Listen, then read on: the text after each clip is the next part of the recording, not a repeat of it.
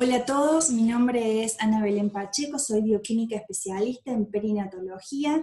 Esta presentación corresponde a la primera recertificación de la especialidad y en esta oportunidad voy a hablar de la infección por el virus SARS-CoV-2 en el embarazo y la transmisión transplacentaria. La pandemia de COVID-19 causada por el virus SARS-CoV-2 ha producido a nivel mundial más de 28 millones de casos y más de 917.000 muertos en todo el mundo. Estos son datos actualizados al 12 de septiembre. Podemos observar la distribución mundial de esta patología. En colores más oscuros vamos a observar aquellos países que tienen mayor cantidad de casos, como Estados Unidos, Brasil, India y Rusia. ¿Qué es lo que ocurre en nuestro país? Hasta el momento hay 535.000 afectados por esta patología. En la mayoría de ellos hay más de 400.000 personas recuperadas y hay 11.206 fallecidos. También son datos actualizados al 12 de septiembre.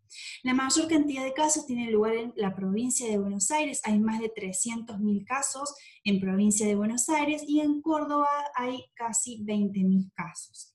La tasa de letalidad de esta patología en nuestro país es de 2,1% y esta tasa de letalidad se correlaciona con la edad, sobre todo cuando es superior a los 60 años y cuando hay presencia de otras comorbilidades como diabetes, obesidad, hipertensión y patologías inmunes.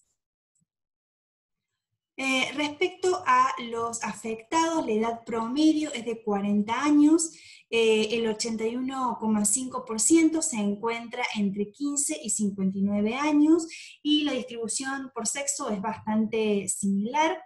Respecto a los fallecidos, de edad promedio es de 72 años, el mayor porcentaje se encuentra en una edad superior a los 60 años y hay un ligero predominio del sexo masculino. Bien. Durante las últimas 2 décadas se han identificado 2 coronavirus zoonóticos como causa de brotes de enfermedades de alto impacto, como son el síndrome respiratorio agudo grave, SARS, por sus iniciales en inglés, y el síndrome respiratorio del Medio Oriente, MERS. SARS surgió en el año 2003 en China, mientras que MERS surgió en el año 2012 en el Medio Oriente. Ambas patologías tienen características muy similares, producen una enfermedad respiratoria grave y este coronavirus, el reservorio original de ambos coronavirus son los murciélagos. En diciembre de 2019, una serie de casos de neumonía de causa desconocida tuvo lugar en Wuhan, China. A partir de ese momento y de muestras del tracto respiratorio de estas personas afectadas, se pudo identificar un nuevo coronavirus, que es el coronavirus 2 del síndrome respiratorio agudo grave, que se llamó SARS-CoV-2, y es el 7º coronavirus que se sabe que infecta humanos. Tanto SARS, Merck y ahora SARS-CoV-2 producen patologías graves en el humano. Bien, a partir de la secuenciación genómica se pudo conocer que el murciélago es el reservorio original y los anfitriones intermedios en su transmisión hacia el hombre son los pangolines. Este virus tiene una alta tasa de reproducción básica, que es el que se llama Rho. Tiene un Rho entre 2 y 2,5, por lo tanto cada persona que esté infectada con este virus va a transmitir el virus a 2 o 3 personas. Y esto es una diferencia que tiene con respecto a los virus SARS y MERS. Respecto a la estructura del virus SARS-CoV-2, es un beta coronavirus envuelto conteniendo un ARN de cadena sencilla, no segmentado en sentido positivo. 2/3 del ARN viral codifica para 16 proteínas no estructuradas que interfieren en la respuesta inmune innata del hospedadero. La parte restante del ARN viral codifica para 4 proteínas que van a ser la glicoproteína espiga S, que es la que se adhiere al receptor, que es el receptor en el hospedadero, en el hombre es la enzima convertidora de angiotensina 2, y además se va a fusionar, esta glicoproteína permite la fusión del virus con la membrana de la célula humana. También tenemos la proteína M, este virus tiene una proteína M de membrana que es responsable del transporte transmembrana de nutrientes, la liberación de la partícula viral y de la formación de su envoltura. Y hay una proteína N del núcleo cápside y una proteína E de envoltura. Se han identificado 2 características genómicas notables en este virus, y uno es la optimización de la unión de su proteína espiga S al receptor humano enzima convertidora de angiotensina, y esto es lo que le confiere la alta transmisión que ocurre entre las personas. Otra característica genómica notable de este virus es la presencia de un sitio de escisión polibásica en la unión de S1 y S2 a través de la inserción de 12 nucleótidos, lo cual posteriormente condujo a la adquisición de 3 glicanos. Y esto tiene un papel fundamental en la infectividad viral. Bien. El virus puede acceder al tracto respiratorio a través de las membranas mucosas nasales, orofaringia y laringia, y llegar por continuidad a los pulmones. Ingresa a la sangre desde los pulmones causando viremia, y así adquiere acceso y ataca todos los órganos que expresen la enzima convertidora de angiotensina 2. Esta enzima se encuentra ampliamente distribuida en el ser humano, se expresa en cerebro, riñones, pulmones, en pulmones específicamente en las células alveolares tipo 2, también se encuentra en intestino, en los testículos, y como vamos a ver más adelante, también se encuentra en la placenta. Esta enzima convertidora de angiotensina 2 reduce la presión arterial al catalizar la escisión de angiotensina 2, que es un vasoconstrictor, en angiotensina 1,7, que es un vasodilatador. El SARS-CoV-2 se une a toda célula corporal que exprese enzima convertidora de angiotensina 2, causando una respuesta inflamatoria sistémica. Ocurre la liberación de citocinas proinflamatorias y quimiosinas. Esto causa esa respuesta inflamatoria sistémica que en una primera instancia va a tener lugar a nivel pulmonar. Se genera un violento ataque del sistema inmune, causando daño alveolar difuso, insuficiencia orgánica múltiple, y en los casos más graves de infección con este virus causa la muerte. Respecto a la inmunopatología de esta enfermedad, causa linfopenia, activación de las células T, y hay una disfunción de los linfocitos. Además hay un aumento de los neutrófilos y los monocitos, eosinófilos y basófilos se encuentran disminuidos. Se produce, como dijimos anteriormente, un aumento en la producción de citocinas, principalmente la interleucina 1, la interleucina 6 y la interleucina 10, y hay un aumento de anticuerpos totales y anticuerpos IgG. SARS-CoV-2 y MERS desencadenan la activación de la inmunidad T helper 1, lo que resulta en una sobreproducción de citocinas inflamatorias que se atribuyen al extenso daño pulmonar y a la alta mortalidad. En cambio, la respuesta inmune de la infección generada por el virus SARS-CoV-2 es la activación de mediadores proinflamatorios, es decir, de tipo T-helper 1, y antiinflamatorios, es decir, de tipo T-helper 2. Como resultado, se produce un tipo mixto de citocinas y quimiosinas, y que se van a encontrar elevadamente superiores. Hay un aumento de estos marcadores en pacientes con COVID-19 que se encuentren en estado grave. Bien, ¿qué características clínicas tiene este virus? Como dijimos anteriormente, se produce una linfopenia, hay una disminución de las células T y de las células NK. Esto hace que esa persona sea más propensa a tener una infección por diferentes microbios y agrava la situación actual.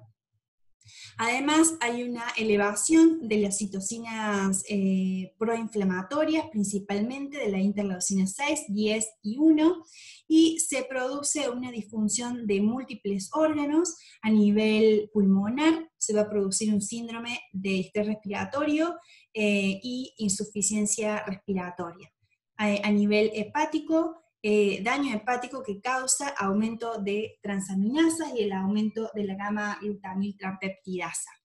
Puede producir daño renal, entonces vamos a observar un aumento de urea y creatinina, y puede ocasionar insuficiencia cardíaca con un aumento de CK y de la enzima lactato deshidrogenasa. Bien, este virus se transmite a través de gotas respiratorias que tienen un tamaño superior a las 5 micras y que no permanecen suspendidas en el aire, sino que se depositan a una distancia entre 1 y 2 metros. También puede ocurrir en la transmisión por contacto directo de las mucosas con secreciones contaminadas o por contacto indirecto a través de objetos. Y también puede tener lugar la transmisión de este virus por medio de los aerosoles. Bien, un poquito para resumir lo que venimos viendo respecto a la patología causada por el virus SARS-CoV-2. Este virus, que lo tenemos chiquitito, se va a unir al receptor enzima convertidora de angiotensina 2, que se expresa a nivel pulmonar en los alvéolos tipo 2. Esto causa una respuesta inflamatoria que va a llevar a un daño pulmonar. Ocurre una insuficiencia respiratoria y un distrés respiratorio. Bien, se produce una liberación de citocinas que son proinflamatorias, un síndrome de una tormenta de citocinas que origina una inflamación, una respuesta inflamatoria a nivel pulmonar y a nivel de múltiples órganos, como vimos anteriormente. Vamos a observar aumento de neutrofilia y una disminución de eosinófilos, basófilos, monocitos, y hay una linfopenia, ¿sí?, con la disminución de las células B, NK y T.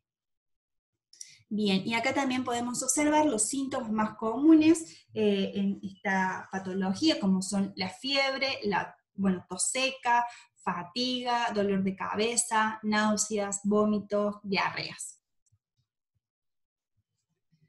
Respecto a los diferentes estadios de esta enfermedad, se han identificado 3 estadios. Un estadio inicial, estadio 1, que es el estadio que ocurre de manera más temprana, desde que tiene lugar la inoculación viral y que transcurre en los primeros días post-inoculación.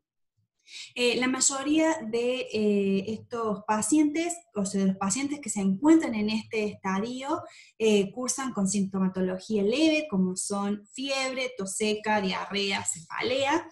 Vamos a observar linfopenia y hay un ligero aumento de LDH y de dímero D.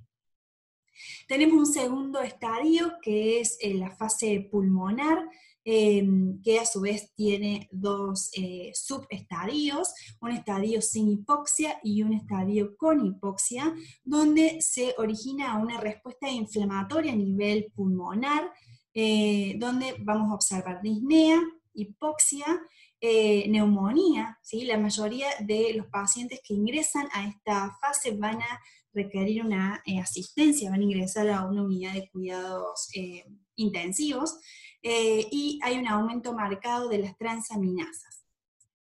Y tenemos un tercer estadio que es una fase hiperinflamatoria, donde se produce un síndrome respiratorio agudo, un shock y una insuficiencia cardíaca. En esta fase, en este estadio, hay los marcadores inflamatorios están muy elevados, como son la PCR, la LDH, el dímero D, y también hay un aumento de la troponina y de ProNP. Bien. Ahora, ¿es el embarazo un factor de riesgo para COVID-19?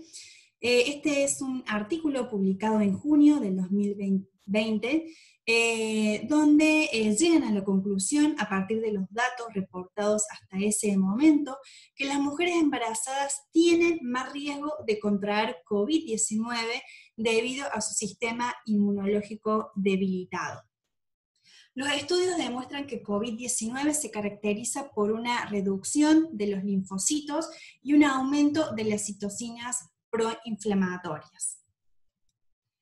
Además, la placenta posee receptores para la enzima convertidora de angiotensina en el citotrofoblasto velloso y sincitiotrofoblasto, y la respuesta inmune durante el embarazo aumenta el riesgo de contraer COVID-19. Bien, esta es otra revisión multidisciplinaria respecto a la fisiología materna, y durante el embarazo se producen cambios fisiológicos significativos en la respiración que incluyen un aumento de las secreciones y congestión en las vías respiratorias superiores. Hay un aumento de la circunferencia de la pared torácica y el desplazamiento del diafragma hacia arriba. Esto ocurre en el embarazo normal, ¿sí? Los cambios hemodinámicos incluyen aumento del volumen plasmático del 20 al 50% y hay un aumento del ritmo cardíaco y una disminución de la resistencia vascular. Estos cambios dan como resultado un estado de disnea y alcalosis respiratoria, así como una mayor susceptibilidad a patógenos respiratorios. Por eso llegan a la conclusión que las mujeres embarazadas con infección por SARS-CoV-2 pueden experimentar síntomas más graves en comparación a las mujeres no embarazadas. Bien. Esta revisión ha sido publicada en junio en la revista de Obstetricia y Ginecología. Este grupo de autores estudiaron la cantidad de casos reportados de mujeres embarazadas hasta el momento de COVID-19 y compararon con SARS y MERS. Número de casos, ¿sí? Estas son las características maternas, y vamos a ver, número de casos, ¿sí? 55 casos para COVID-19, 17 para SARS y 12 para MERS. Vemos la distribución por edad. Respecto a la edad gestacional, al momento de la infección, todas las pacientes de COVID-19 se encontraban en el tercer trimestre de gestación, esto es al momento de tener el diagnóstico, menos 2 que tenían menos de 28 semanas de gestación. En cambio, para SARS y MERS, el rango es mucho más amplio, es decir, que fue detectado en pacientes de primero, segundo y tercer trimestre. Fíjense, entre 4 y 32 semanas para SARS y 4 y 38 semanas para MERS. Bien, bueno, estos son comorbilidades respiratorias, ninguna para COVID-19, tenemos una paciente con asma para SARS y asma y fibrosis pulmonar en MERS. Los síntomas más comunes, el 84% de las pacientes con coronavirus experimentaron fiebre, el 100 para SARS y 58 para MERS. Bueno, tos, la tos es más frecuente para SARS y MERS, y las disneas también, bueno, más frecuente para MERS. Respecto a la neumonía, estuvo presente en el 76% de los casos de las pacientes con COVID-19, pero para el 100% de los casos para SARS y MERS. Linfocitosis, linfopenia, trombocitopenia. Respecto a las complicaciones maternas, se observó 0 tasa de mortalidad para las pacientes embarazadas con COVID-19, 18% para SARS y 25% para MERS. El 2% de las pacientes embarazadas con COVID-19 requirieron ventilación o asistencia respiratoria, mientras que el 35% para SARS y el 41% para MERS. Respecto a las complicaciones fetales, tuvieron lugar 2 abortos en el caso de COVID-19, pero 25 para SARS y 18 para MERS. Bueno, retraso de crecimiento intrauterino, más frecuente en SARS y MERS, y el parto pretérmino sí es más frecuente para los casos de COVID-19. Respecto a muerte neonatal, se observaron 2 muertes neonatal para COVID-19, 0 para SARS y 9 para 9%, ¿no? Es 9% y 2% para MERS. ¿Sí? Los resultados de COVID-19 para la madre parecen más prometedora en comparación con los de SARS y MERS, con una tasa de letalidad que vimos acá de 0, 18 y 25% respectivamente. Las complicaciones fetales de COVID-19 incluyen aborto espontáneo en el 2% de los casos, retraso de crecimiento intrauterino para el 9% y parto prematuro para el 43%. ¿Sí? El parto prematuro es la complicación más frecuente. Bien, la fiebre es el síntoma predominante de esta patología, de COVID-19. Bien. Este grupo también estudió la transmisión vertical, ya que existe un riesgo teórico de transmisión vertical, ya que el receptor para este coronavirus, que es la enzima convertidora de angiotensina 2, está ampliamente expresado en la placenta. De un total de 48 recién nacidos, 2 recién nacidos resultaron positivos para SARS-CoV-2 a partir de una madre con COVID-19 positivo. Y 46 recién nacidos negativos para SARS-CoV-2 también a partir de madres COVID-19 positivos. En estos casos, en los casos donde los recién nacidos resultaron negativos para SARS-CoV-2 a partir de madres COVID-19 positivo, también se encontró ausencia de aislamiento viral, el líquido amniótico, sangre de cordón y leche materna, como así también en el frotis de la garganta del recién nacido. Los cambios fisiológicos en el embarazo aumentan la susceptibilidad a las infecciones en general, particularmente cuando el sistema cardiorrespiratorio se ve afectado.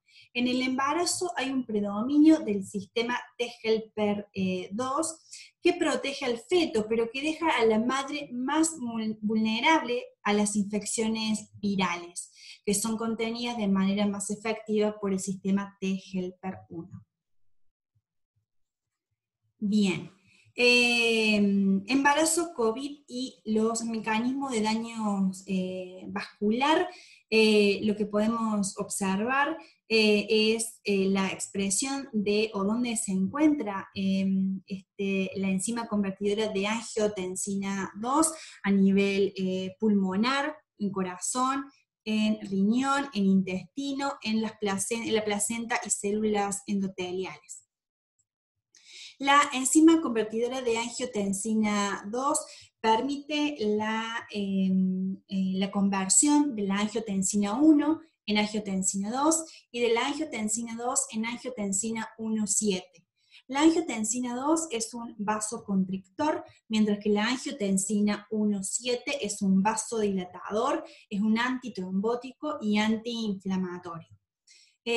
Por lo tanto, cuando hay un aumento de angiotensina 2 sobre angiotensina 1,7, aparecen resultados adversos en el embarazo, como son la preeclampsia, el parto pretérmino y la restricción de crecimiento intrauterino.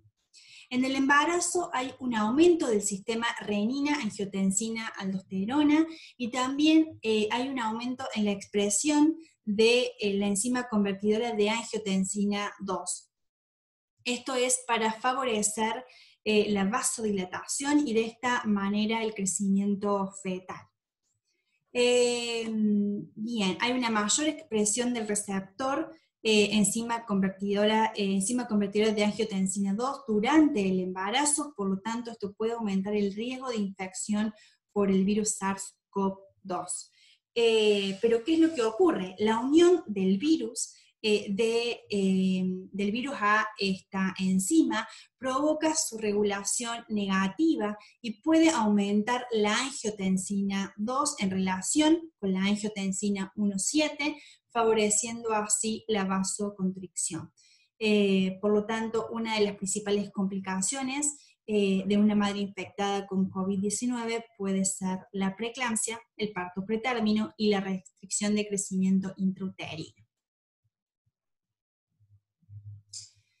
En esta revisión multidisciplinaria, publicada recientemente, se muestran los resultados maternos y neonatales que han sido reportados hasta ese momento durante la pandemia de COVID-19. Podemos observar características maternas, acá tenemos cantidad de casos, hay una totalidad de 185 mujeres embarazadas con diagnóstico de COVID. La edad media es de 29 años, la mayoría de ellas se encuentran en el tercer trimestre, fíjense en el 95% están en el tercer trimestre de gestación. El síntoma más común es la fiebre, el 53% presentó fiebre, el 40% desarrolló neumonía, hay un porcentaje de pacientes asintomáticas que es del 26%, la disnea estuvo presente en el 13%, alteraciones gastrointestinales 5%, y 6 pacientes de las 185, lo que representa el 3,24%, requirieron la admisión en UCI. Bien, en el 34% estuvo presente la linfopenia, pero solo en el 8% la neutrofilia. Respecto a la intervención, el 44% requirió antibióticos, el 26% terapia antiviral y el 8% recibió corticosteroides, seguramente para la maduración pulmonar del feto. Bien, seguimos con la misma tabla.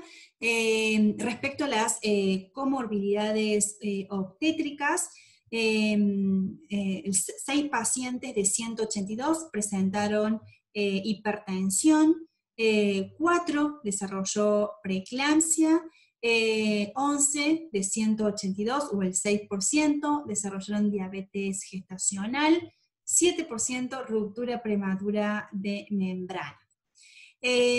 Vamos a avanzar un poquito en la tabla. El 84% nació por cesárea, mientras que el 12% nació por parto vaginal. Respecto a la edad gestacional al momento de parto, la mayoría, que es el 64%, tenía 36 semanas o más. Hubo una muerte de recién nacido, y respecto a los recién nacidos podemos observar acá hasta la muerte neonatal, y 2 recién nacidos resultaron 2 de 145, esto representa el 1,37%, resultaron positivos para COVID-19. El 18% fue admitido a una unidad de cuidados intensivos, y el 10% de los recién nacidos tuvo bajo peso al nacer. Bien, la Federación Argentina de Sociedades de Ginecología y Obstetricia, a partir del Comité de Salud Materna, publicó en mayo del 2020 la guía de COVID y embarazo. A partir de los datos publicados por el Ministerio de Salud, de la Sala de Situaciones COVID-19, mostraron un total de 309 embarazadas con diagnóstico de COVID positivos, siendo el 48% asintomáticas y el 52% sintomáticas. La mayoría de estos casos fueron leves, y solo el 5% de las pacientes sintomáticas presentaron un desarrollo grave de la enfermedad y necesitaron cuidados intensivos. Respecto a los síntomas más frecuentes, para 161 casos, 161 embarazadas con COVID positivo, todas, ¿sí? 161 presentaron fiebre y tos, y también entre los síntomas más comunes están la cefalea y la odinofagia. 10 de ellas, de 161, presentaron insuficiencia respiratoria, y 2 desarrollaron neumonía grave. Bien, ahora, ¿qué factores protectores inmunológicos y hormonales producen una disminución del riesgo de muerte de las mujeres embarazadas con COVID-19? Estudios anteriores han demostrado que las mujeres embarazadas tienen un mayor riesgo de mortalidad debido a las infecciones virales, principalmente cuando tienen lugar en el sistema respiratorio. Durante el embarazo ocurren cambios inmunológicos que se inclinan hacia un estado antiinflamatorio. Esto es para favorecer el crecimiento del feto, pero pone en desventaja a la embarazada, porque la hace más susceptible a las infecciones virales. Sin embargo, está llamando la atención, o llama la atención, la baja mortalidad de COVID-19 en mujeres embarazadas. Este autor compara, a partir de una revisión, compara diferentes publicaciones desde el año 2000 hasta la actualidad, y va a comparar diferentes virus respiratorios. Bueno, está el virus de la hepatitis E también, tenemos virus de hepatitis E, el virus influenza H1N1, SARS, MERS y COVID. Entonces compara la cantidad de mujeres infectadas con estos virus en diferentes publicaciones y en diferentes años, y la tasa de letalidad. Podemos observar de 31% a 28% tasa de letalidad con respecto al virus de la hepatitis E en mujeres embarazadas. SARS el 25-27%, en cambio para COVID-19 la tasa de letalidad es entre 0 para la mayoría de los casos reportados en estas publicaciones, 0,2 y 1,2. Esto es algo que también hay varios grupos de investigaciones que están observando, la baja tasa de letalidad para esta patología en mujeres embarazadas.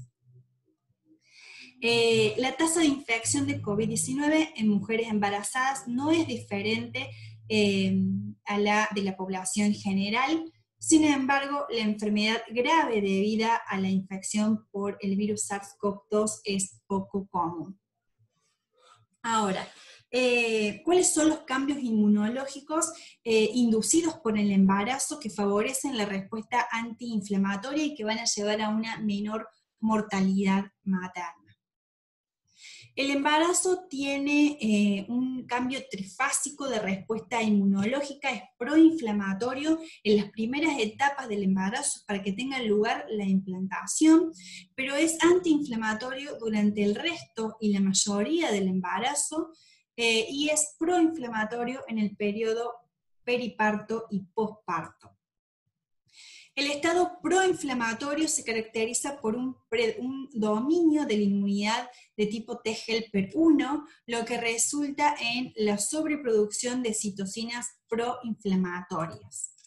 El estado antiinflamatorio está mediado por las células de tipo T helper 2, dominado por la sobreproducción de citocinas antiinflamatorias.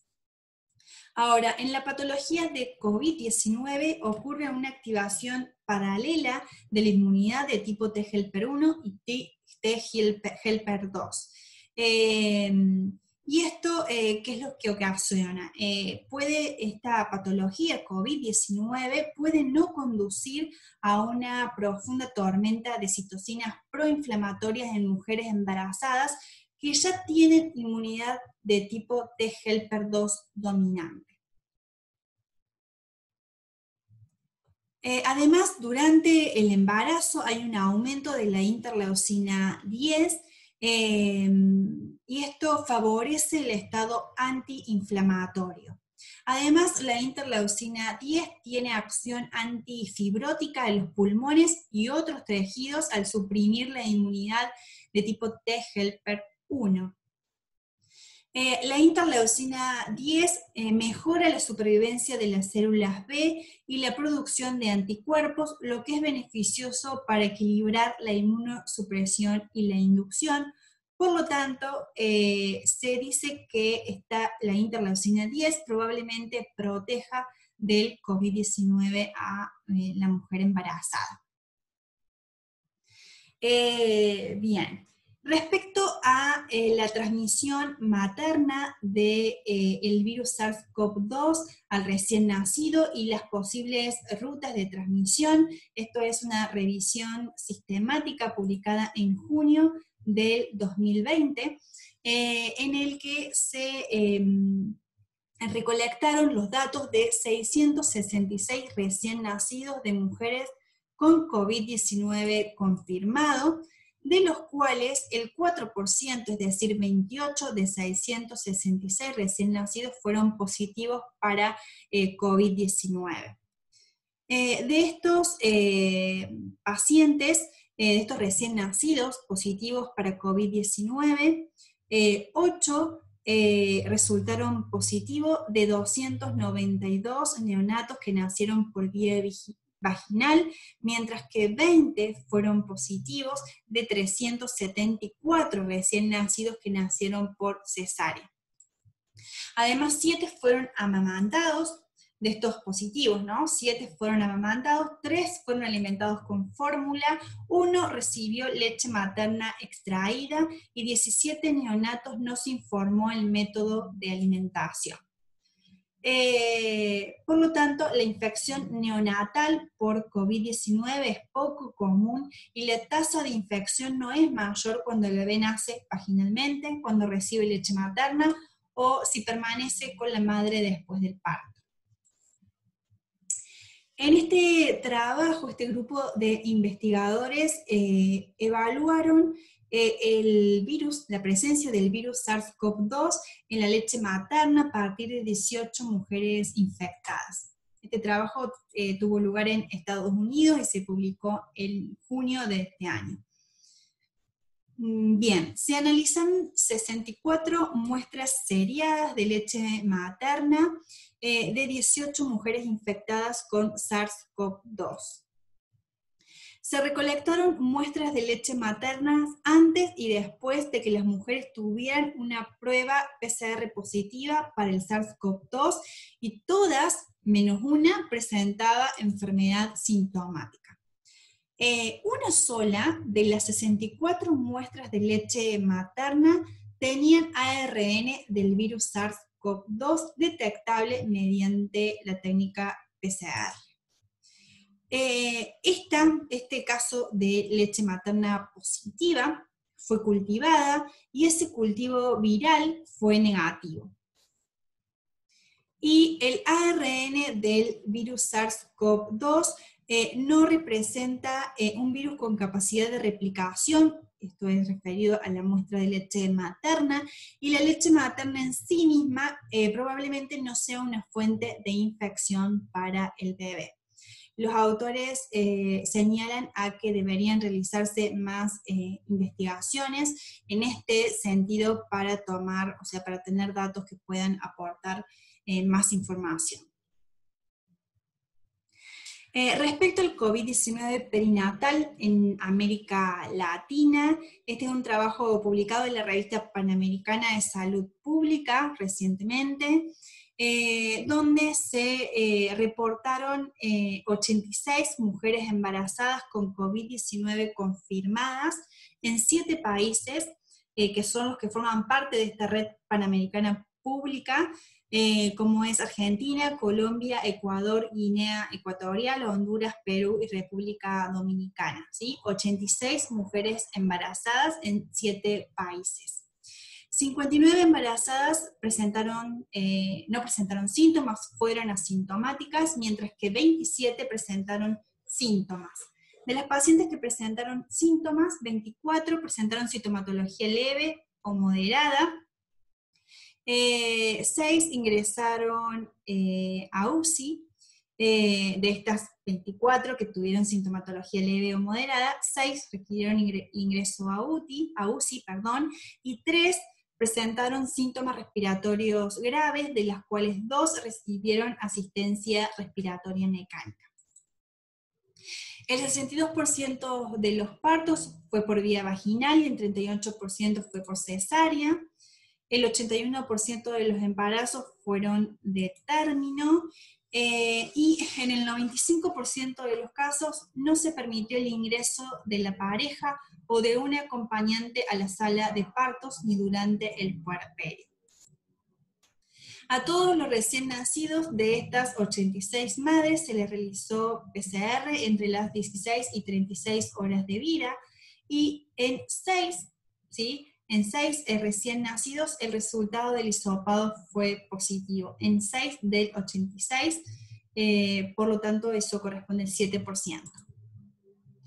Todos ellos, o sea, todos estos recién nacidos que tuvieron un resultado positivo, presentaron dificultad respiratoria leve y transitoria, que fue tratada con oxigenoterapia durante 2 a 16 horas, y ninguno de estos recién nacidos falleció. Sus autores llegan a las siguientes conclusiones a partir de del análisis de estos datos, y establecen que son preocupantes las faltas de acompañamiento materno, la baja tasa de lactancia materna y la frecuente separación de la diada madre-hijo. Y establecen que el equipo de salud debería reflexionar sobre la necesidad de defender el cuidado humanizado y centrado en la familia durante esta pandemia. Bien. Respecto a la finalización del embarazo y algunas recomendaciones a las que llega este grupo, ¿sí?, de investigadores, la infección por COVID-19 no es una indicación para la finalización de la gestación, a menos que haya necesidad de mejorar la oxigenación materna. El empleo de esteroides para la maduración pulmonar en pacientes críticamente enfermas con embarazo pretérmino puede deteriorar la condición clínica de la paciente, Bueno, por lo tanto, es muy importante evaluar la condición clínica de la paciente antes de la maduración pulmonar con esteroides. Y en una serie de casos reportados de pacientes obstétricas con neumonía e infección por COVID-19, la tasa de cesárea ha sido del 94%, en su mayoría por sospecha de alteraciones del bienestar fetal. Sin embargo, no hay estudios que demuestren que la cesárea mejore los parámetros ventilatorios comparados con el parto vaginal. La presencia de choque séptico, disfunción orgánica múltiple o estado fetal no satisfactorio son indicaciones para realizar una cesárea de urgencia. Se sugiere que además de una adecuada oxigenación materna, se garantice un equilibrio entre todos los parámetros necesarios para asegurar el paso de oxígeno a través de la placenta, incluyendo una perfusión uterina placentaria adecuada y un adecuado contenido de oxígeno arterial materno.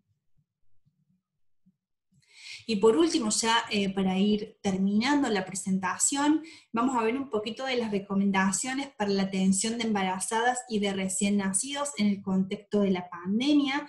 Estas son recomendaciones del Ministerio de Salud y la última revisión ha sido publicada en julio. Bien, algunos puntos que se establecen en esta guía. La evidencia disponible al momento sobre el impacto de la infección por COVID-19 durante el embarazo sugiere que el riesgo de enfermedad grave en la persona gestante parece ser similar a la de la población no gestante. Los estudios disponibles a la fecha sobre embarazadas afectadas con COVID-19 no son concluyentes respecto a la transmisión vertical. Los estudios realizados sobre recién nacidos con COVID-19 reportan enfermedad leve en la mayoría de los casos. El modo de parto no tiene influencia sobre el riesgo vinculado a COVID-19 para la madre o el recién nacido, y establecen también que los beneficios de la lactancia materna superan los eventuales riesgos, aún en el caso de lactancia directa, siempre que se respeten los cuidados de contacto y aislamiento por gota. Se recomienda el parto vía vaginal si la condición clínica de la madre lo permite. Bien, y algunas reflexiones finales sobre este tema, y ante la pandemia generada por el virus SARS-CoV-2, se nos presenta un enorme desafío como sistema de salud para dar una respuesta adecuada a los diferentes contextos, tanto públicos como privados, con el objetivo de garantizar atención de calidad.